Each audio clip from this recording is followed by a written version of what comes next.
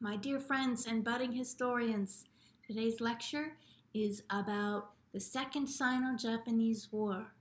And what that was World War II as fought by China and Japan. So this is my second take. It did not import last time. So this is probably going to be terrible because I'm exhausted. Hang in there. I'll try to get through it fast.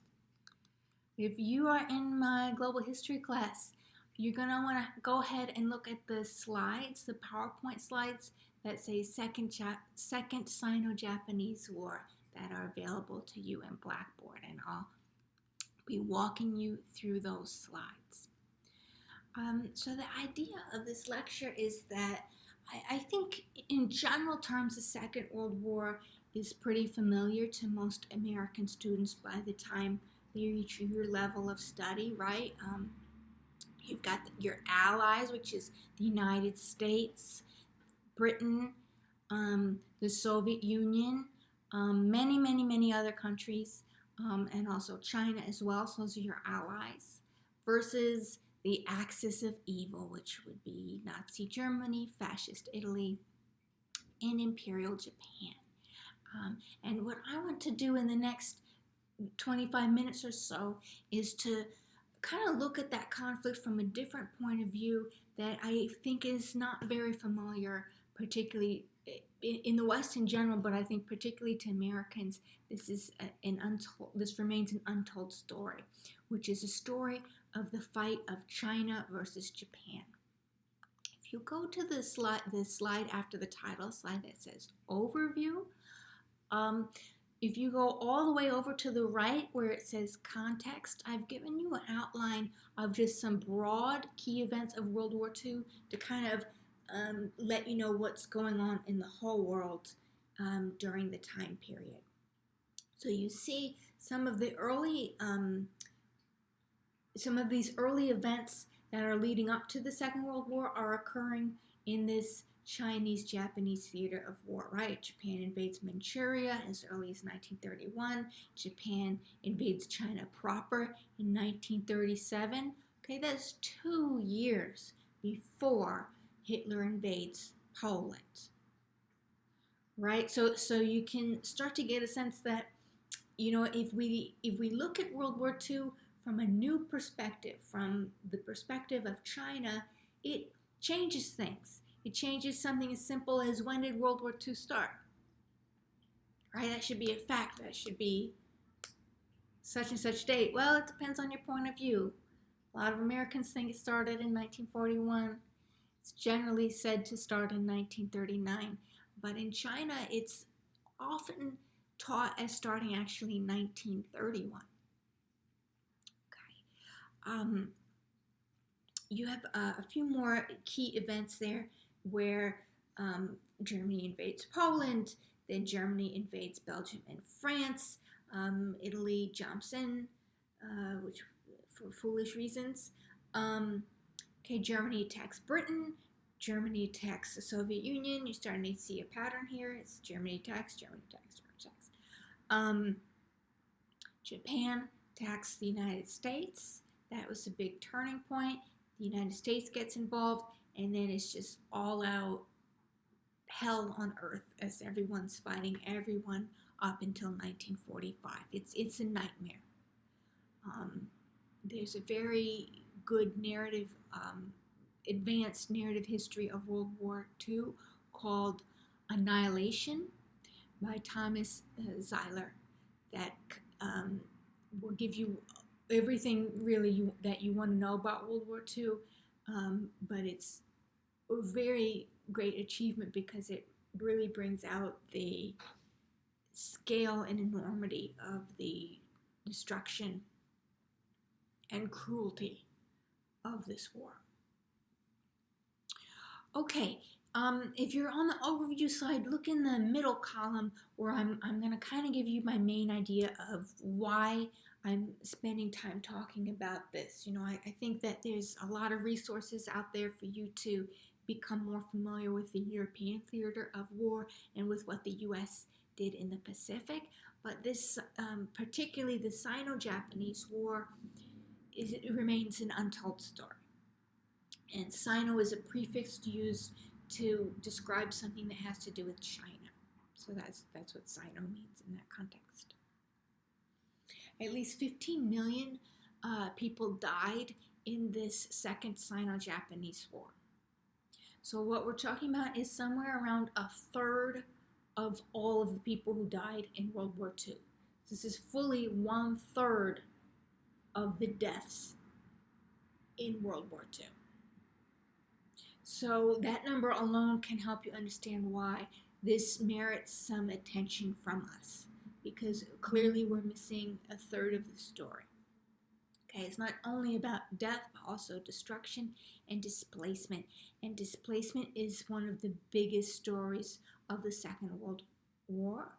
Within China, China's so huge and also quite diverse that many people were ripped from their homes and from their communities, and they were internal refugees who had to migrate to completely new regions of China where they didn't know it. They might not have spoken the language because there were different languages and different dialects. So a lot of upheaval. You'll see that in Europe as well. And just one more reason to explain why we're looking at this conflict is that it also changed how everything was after. So as historians, we're always kind of interested in what was the moment that changed things into a kind of new way. Okay, so at the end we'll talk about how this second Sino-Japanese War changed China and Japan and even the world. If you go to the slide marked Origins, the next slide should be Origins. There's a little bit of information about why this happened. One is an underlying animosity between China and Japan, where there's no love lost between these two places. They'd already had a war. Japan had already started taking things from China already in that first war. And there's a kind of cultural, I'd say pride, but it's more than pride. It's actually supremacist ideas actually on both sides. So within each group of people, there are some people who feel like they're better than the opposing culture. Okay, so they feel the other culture is inferior, and so that leads to conflict. If you'll remember the lecture about China over the 19th and early 20th century, China is completely not united, in complete disarray. In the period right before the war, there's really no one in charge of all of China. Chiang Kai-shek and the nationalists are officially in charge, but it's in reality there's entire regions that are just given over to local warlords. There's also a communist party that's gonna butt heads with the nationalists because they've a really different ideology. And finally, within these underlying conditions, right, there's the animosity, and then there's China's kind of not working well within itself, okay? And then what kind of throws the match onto this situation is the aggression of Japan. And that's a pattern we'll see also with Italy and Germany in the same war, that the catalyst for this war is the aggression of these Axis powers. This is not like World War I. Like World War I was kind of all of those belligerents involved were kind of all making mistakes and all getting excited for war. And World War I was kind of everyone's fault. Not World War II. At its core, the cause of World War II is the aggression of these three states and their unwillingness to work toward the peace intended by the League of Nations. Okay, so you see this when Japan refuses to deal with the League of Nations over Manchuria. They're like, no, we're keeping it, and we're not going to play. Forget the League of Nations. You see this again with Hitler, with appeasement, where every time they appease Hitler, Hitler just asks for more. Why? Because he doesn't want peace. Hitler wants war.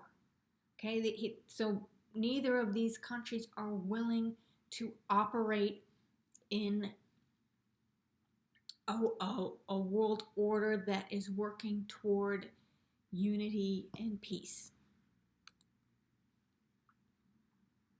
To put it another way,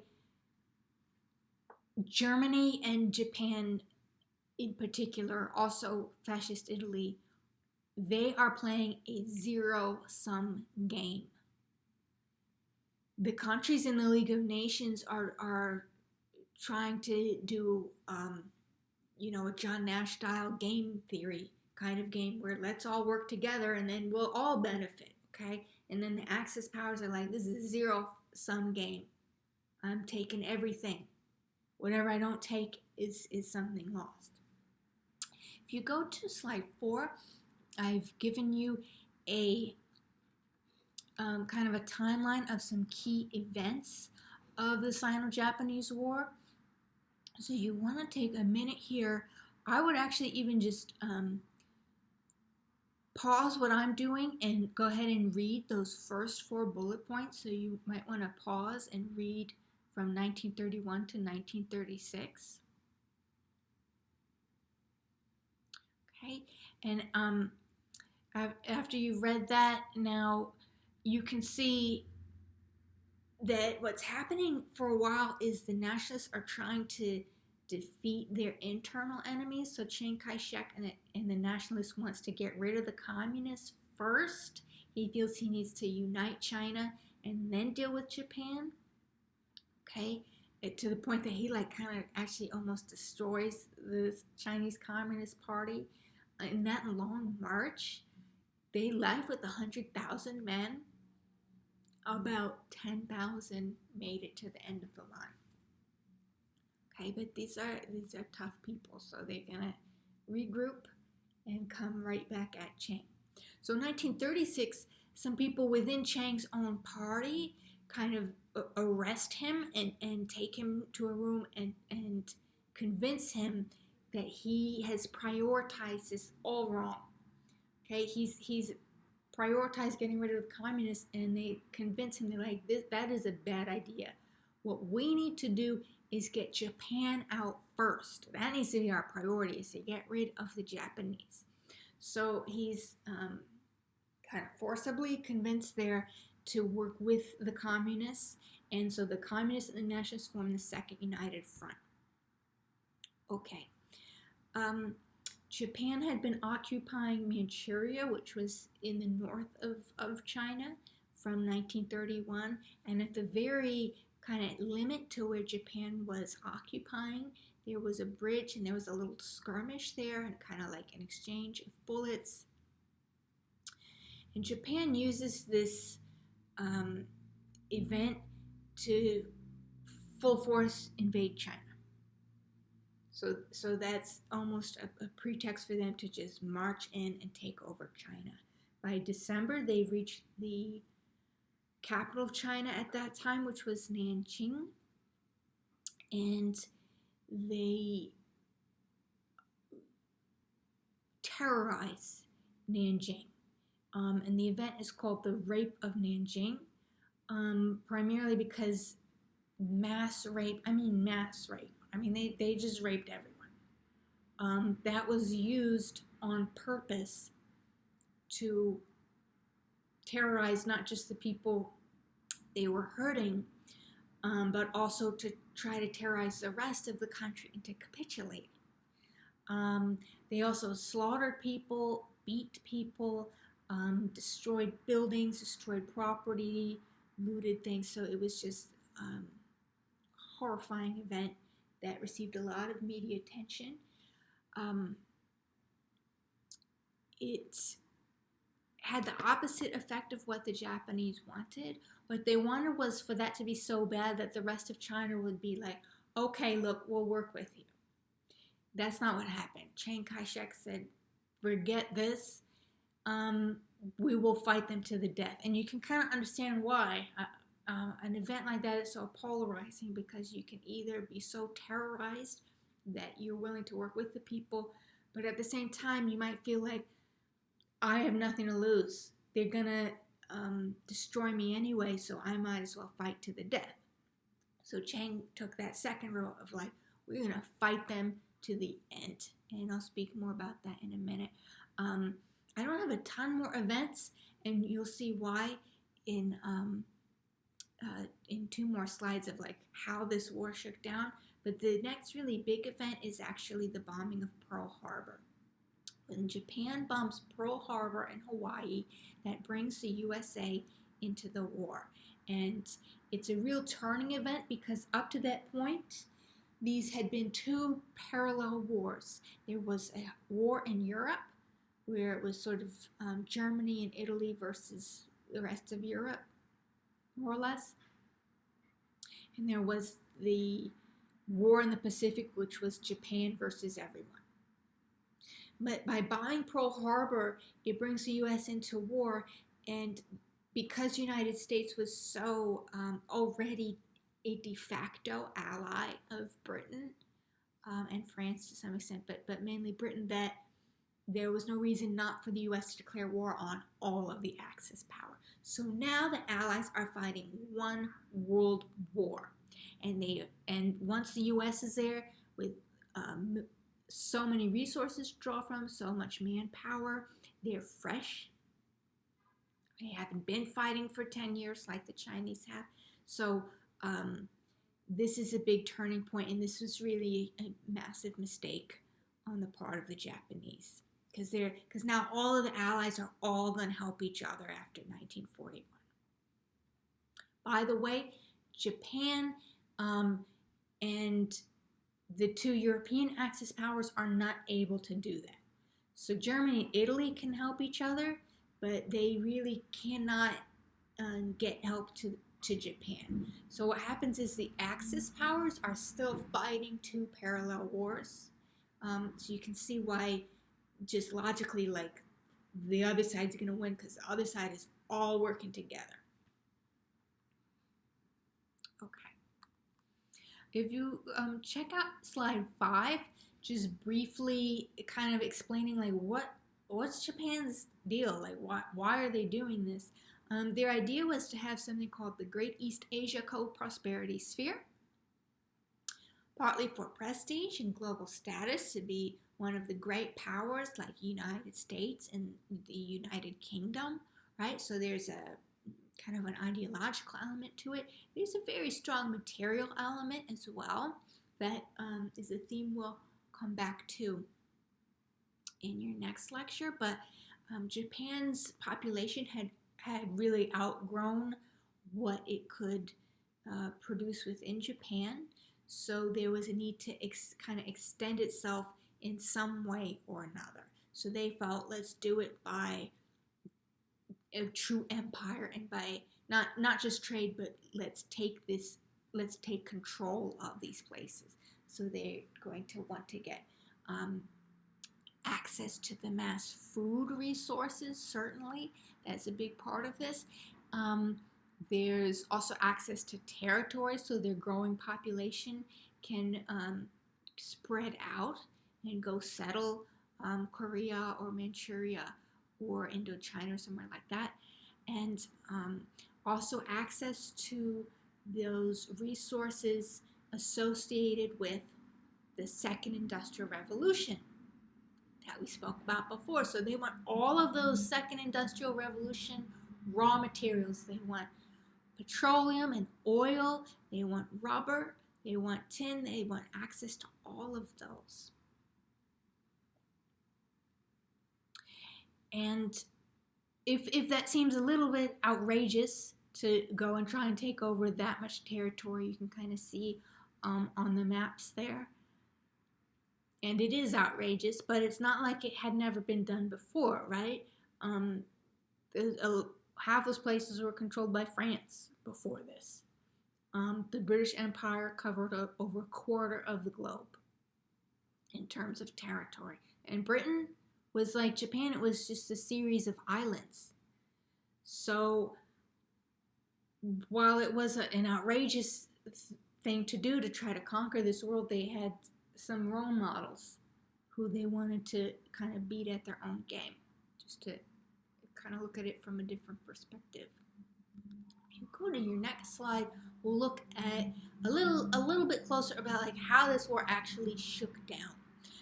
I think I mentioned to you before that Chiang Kai-shek, the basically leader of China, has called for a war of resistance to the end. Okay, they are going to fight this like a cool hand Luke style fight, like you're gonna have to kill me style fight. Like, we will never surrender. That's it. You're gonna have to kill us. Okay. Japan is able to control kind of the coast and a lot of the big urban areas, but China is huge, and China is never going to be able to control such a vast and populous country as long as the people resist. As long as there's resistance and not acceptance of Japanese rule, they'll never be able to control. This is the biggest country on earth in terms of population. It's one of the biggest in terms of landmass. With this great landmass that the Japanese troops can't fully get in and control, what happens is the Chinese soldiers can use hit and run techniques, so they can kind of get a plan together, jump in, attack the Japanese where they're at, and then retreat back to the country and regroup for the next one. And this is a style of war that just, it doesn't cause a decisive event the way a pitched battle might, but it's just wearing down the Japanese. It's just wearing them down. And it creates this kind of stalemate holding pattern of conflict. So there's just, it's like this continual fighting, but nothing ever is changed. But by holding it down like that, that allows China to wait for the Japanese to exhaust themselves. And in particular, to wait for the Japanese to overextend themselves. Okay, so if you go to the far right column to the top, what I mean is that, you kind of saw this in the last slide, Japan is not only focused on China, but they're trying to control all the Pacific. Okay, so this is too much. They've bitten off more than they can chew.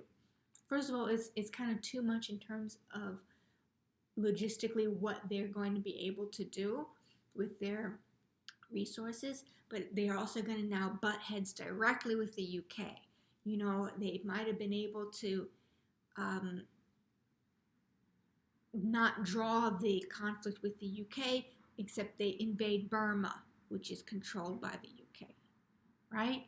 And then, as mentioned previously, they butt heads with the United States when they attack Pearl Harbor. So now you have the UK and the USA against Japan as well. And that means they're going to have an interest in supporting China as much as they're able to with supplies and equipment. And then they're also fighting the Japanese on these other fronts. So Japan's attention is spread out to like multiple fronts instead of just concentrating on China. So realistically, 1942, it's not going to happen. That by 1942, once Japan is fighting Britain and the United States and nominally Russia, who also borders to Japan and to the north, they've run out of steam. They're going to keep fighting. They're not going to look at that and to think about suing for peace. They're going to keep fighting because at that time there was a culture of never surrendering.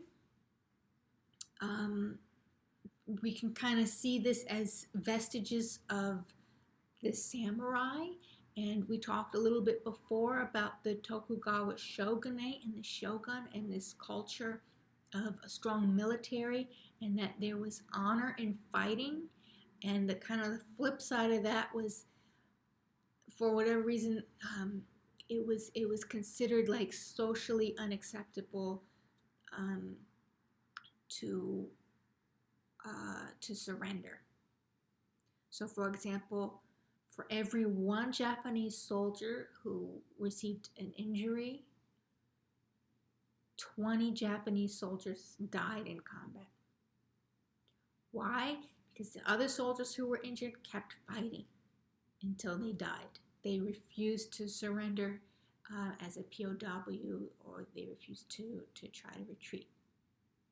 Okay, so you can see that in between the resolve of the Chinese and the resolve of the Japanese, that gives you some idea of why this war, even though it was kind of a stalemate for a long time, it just goes on for years and years and years, and untold millions and millions of casualties. Okay, the war kind of drags on up until that point when all the allies get involved, and then it's just a long, slow fight. The U.S. is playing a key role in the Pacific to push Japan's greater prosperity sphere, greater economic prosperity sphere back and back and back until 1945, when Japan finally surrenders unconditionally after the dropping of the atomic bomb. The Allies made sure that all of the Axis powers surrendered unconditionally. That was something they had decided on previously, that they would only take an unconditional surrender. Now, in 1945, let's have a quick look at what the outcomes were on slide 7. So first, your outcomes for China. For the first time in the modern era, China had finally defeated a foreign intruder. Remember this cartoon from the late 1800s when China was being carved up by foreign powers?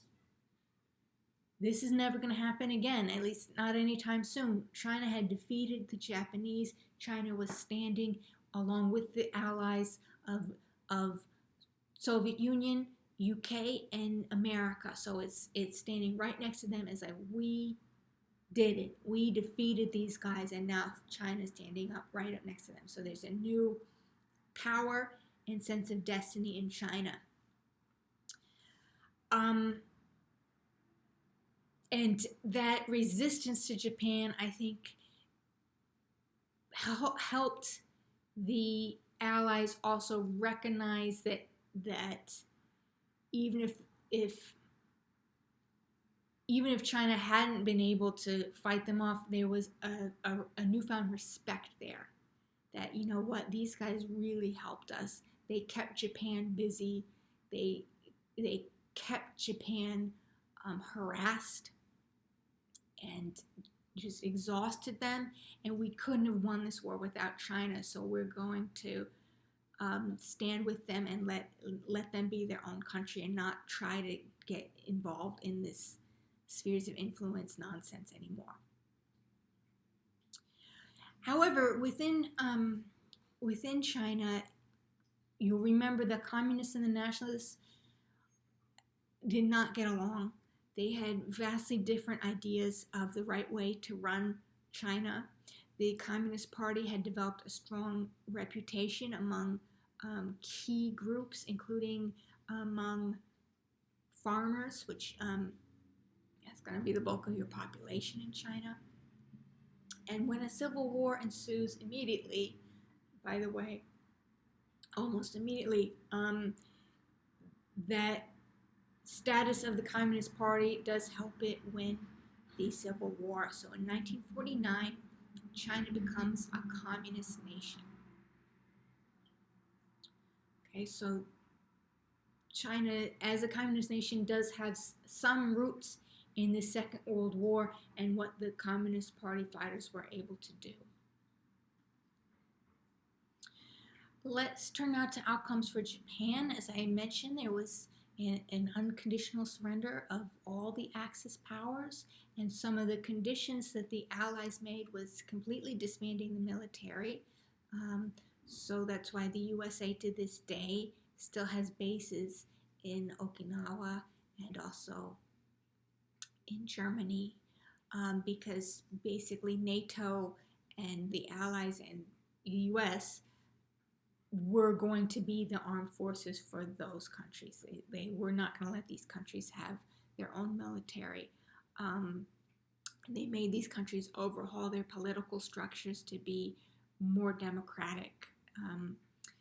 However, although they did make these certain military and political conditions, the Allies understood that they could never make that mistake of the Treaty of Versailles.